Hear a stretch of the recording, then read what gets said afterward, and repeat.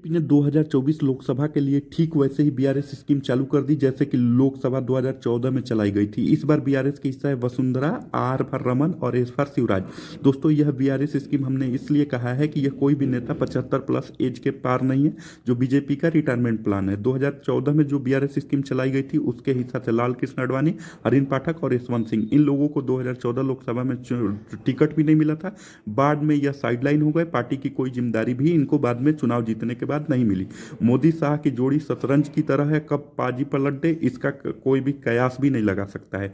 जिस तरीके से इन चुनाव नतीजे आने के बाद तीनों प्रदेश में 3 अलग नए मुख्यमंत्रियों का नियुक्ति किया है, उसको लेके बीजेपी में और बाहर जो बात चल रही है कि क्या आने वाली राजनीति में बीजेपी को एक नया चेहरा 2024 में दिया जाएगा और उसके लिए सुरक्षित सीट तैयार की जा रही है।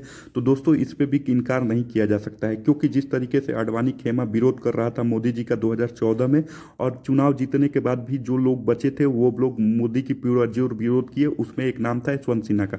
पार्टी उन चीज़ों को फिर से दोबारा नहीं देखना चाहती है, वो दिन भी नहीं लौट आना देना चाहती है। इसलिए पार्टी ने रमन सिंह, वसुंधरा राजे और शिवराज सिंह को एक तरीके से किनारे लगा दिया है। बात करें शिवराज सिंह को, तो 4 बार मुख्यमंत्री रहे हैं। इस बार चुनाव में उन्होंने 170 रैलियां किया है। उनकी लोकप्रियता बहुत ज़्यादा है, जिसका परिणामों में भी रिजल्ट दिखा। हालांकि मोदी सरकार का यह कहना है कि ये जो भी परिणाम आए हैं मोदी जी के चलते आए हैं, लेकिन उनके अपेक्षा जिसको मुख्यमंत्री बनाया गया मोहन यादव का, उनका 1% भी शिवराज की तुलना में लोकप्रियता नहीं है। वह एक नया नाम है। एक भी रैली उनके द्वारा इस चुनाव में प्रचार के स्टार प्रचारक के तौर पर नहीं किया गया था, क्योंकि वो पार्टी के स्टार प्रचारक भी नहीं थे।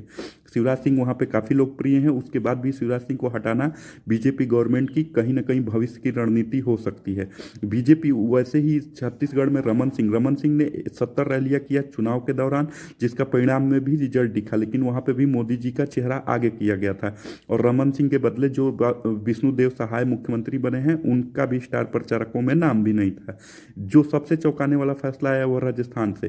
पहली बार अपनी चुनाव के सीट जीत के आने वाले विधायक भजन लाल शर्मा, जो कि बीजेपी की सुरक्षित सीट सांगानेर से विधायक बने हैं, वह सीएम की कुर्सी तक पहुंच गए, बाकी धुरंधरों को हराते हुए।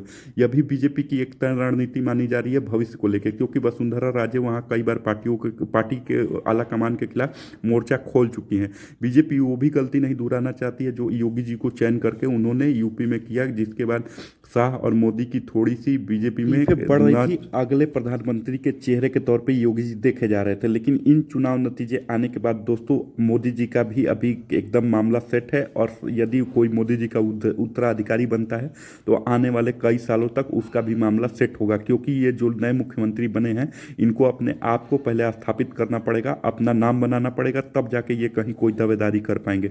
दूसरा, इनके अलावा कोई विकल्प नहीं दिखता है। राजनाथ सिंह वैसे ही साइडलाइन में है और नितिन गडकरी जी का यह आखिरी पारी हो सकता है। बीजेपी हालांकि इन सब चीज़ों को इनकार करके यह कह रही है कि भविष्य का जो नाम उन्होंने तय किया है वो भविष्य की राजनीति को देखते हुए किया है कि बीजेपी में युवाओं का जोश बढ़े और कोई भी व्यक्ति बीजेपी में मुख्यमंत्री बन सकता है। लेकिन दोस्तों, अब सबसे बड़ा सवाल शिवराज, वसुंधरा और रमन सिंह का क्या होगा? इनकी बीजेपी में क्या जिम्मेदारी होगी, क्या दायित्व निभाएंगे, या आडवाणी की तरह साइडलाइन हो जाए?